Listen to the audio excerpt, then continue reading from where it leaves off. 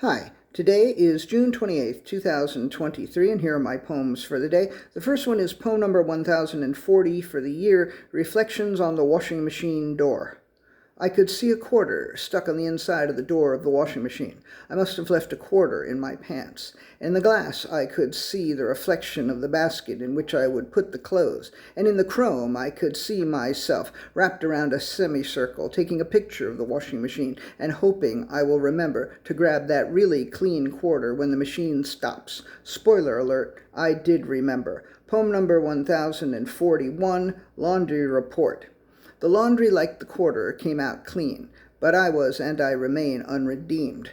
The desire to cast myself in with the laundry and let myself be cleansed was overwhelming yesterday. Yea, I had been walking through the valley of the shadow of shit, and I feared the evil, and I felt the evil, and I wanted to wash it away. I had a conversation with the quarter while moving the clothes from the washer to the dryer. Once the laundry was clean and dry, I wailed and moaned, and I let out a cry, for my poor, tortured soul remained sullied and soiled. Then found some slight relief, and my tension uncoiled. I put on some clean clothes and ventured out into the abyss, and found I could fool everyone except myself. What bliss. Poem number 1042, Walking It Back. I hate to backpedal, but the pedaling in the previous poem took me to a place that wasn't me. Yesterday, right after the laundry, I heard a person speak with pride about the kind of success that I have never wanted and have never gone for, but I found myself feeling shame and doubt and regret. And after a restless night, I felt somewhat better, but still bitter, but not nearly as bad as number 1041 suggests. So I want to walk it back and go back to a sillier time between the washer and the dryer and that conversation I had with the quarter. Poem number 1043, The Quarter. Thank you for rescuing me, said the quarter. My name is Quarty.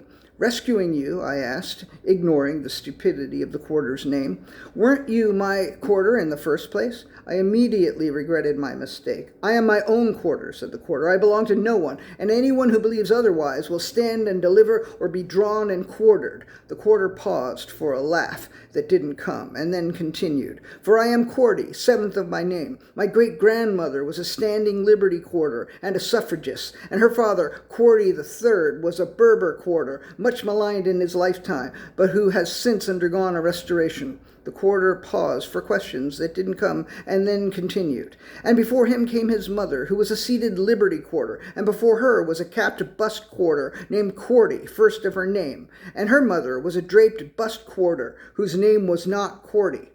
The quarter paused once more, and this time against my better judgment, I asked the quarter, what was her name? The quarter replied, her name was Anne Willing Bingham. She was named after the daughter of the first president of the First Bank of the United States.